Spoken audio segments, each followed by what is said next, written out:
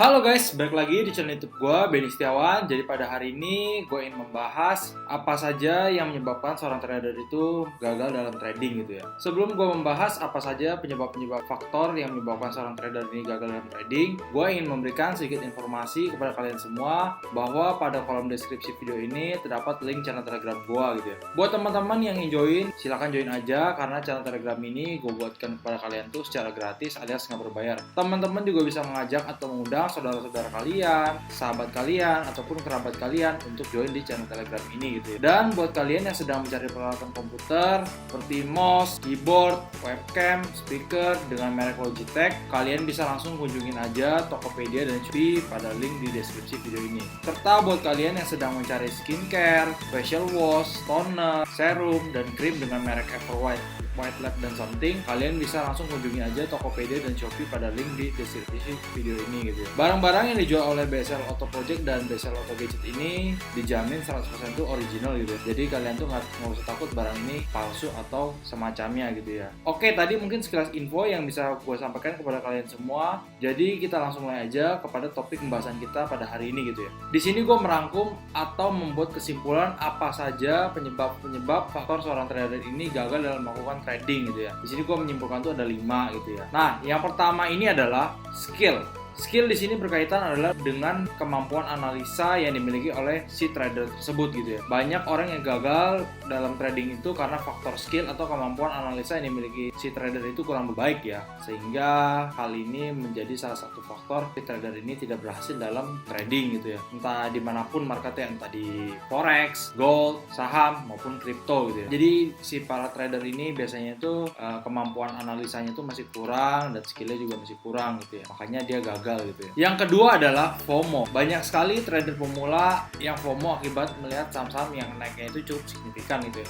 Sehingga psikologis dari para trader ini juga terpengaruhi untuk membeli saham tersebut gitu. Dan tidak sedikit juga trader yang menjadi rugi akibat FOMO ini gitu ya. Akibat takut ketinggalan membeli saham tersebut gitu ya. Pada umumnya para trader yang dipengaruhi oleh FOMO akan cenderung membeli saham dengan cara HK gitu ya. Jadi para trader ini kalau psikologis dari terpengaruh itu biasa dia akan hajar kanan gitu ya, dia akan HK gitu ya. Pada saat dia setelah udah HK akan tapi ekspektasinya nggak sesuai gitu ya. Jadi banyak juga para trader ini jadi nyangkut gitu ya atau kejebak gitu ya akibat ulah FOMO itu ya. Yang ketiga adalah trading asal-asalan. Biasanya para trader ini malas untuk melakukan analisa sehingga juga kebanyakan tuh trader yang kayak gini tuh tradingnya tuh dengan tebak-tebakan ya. Mereka nggak melakukan analisa teknikal, lalu mereka tuh ya tebak-tebakan gitu jadinya. Ya kalau dia naiknya bagus, kalau turun ya udah gitu. Menurut gue ini hal yang nggak baik ya gue, karena dalam trading itu kita harus punya trading plan, terus juga kita harus punya backup plan gitu ya, bukan dengan cara menebak-nebak gitu ya.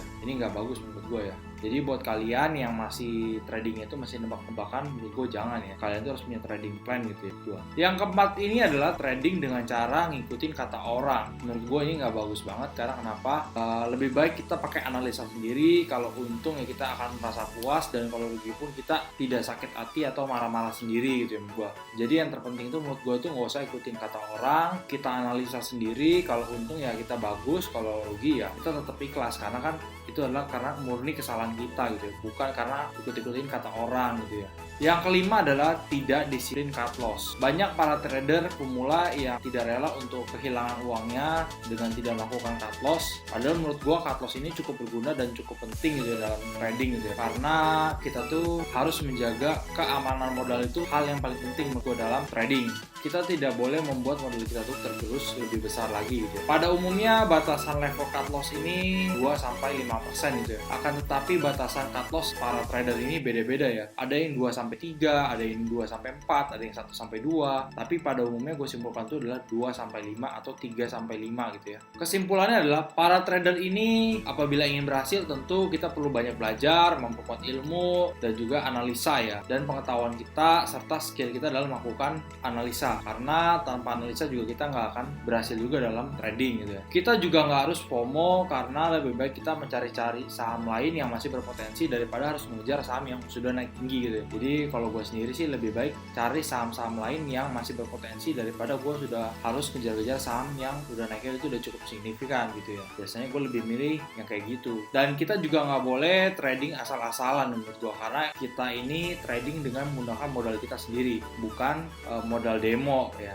Jadi menurut gue kita harus trading itu harus serius karena modal trading ini kan biasa kan dari hasil jeripaya kita juga gitu ya. Trading asal-asalan juga menurut gue juga akan menghabiskan modal kalian gitu ya. Jadi menurut gue jangan gitu ya. Lalu kita juga harus memiliki prinsip dan trading plan yang baik dalam melakukan trading, serta kita harus menentukan target price yang baik kapan dan juga level stop loss gitu ya. Kita harus tahu kapan harus entry, kapan harus exit gitu ya. Kita juga tidak boleh trading dengan mengikuti kata orang. Yang terakhir adalah para trader harus siap dengan cut loss, walaupun kalian tidak rela ya akan kehilangan uang itu, tapi cut loss itu menurut gua adalah suatu hal yang penting ketika kita itu untuk melindungi modal kita dari kerugian yang lebih dalam lagi gitu ya. Oke, mungkin sekian dulu video yang bisa gue buatkan kepada kalian semua. Jangan lupa untuk tekan tombol like, comment, share, and subscribe di video ini. Apabila video ini bermanfaat, silahkan dibagikan aja gitu ya. See you in the next video. Bye bye.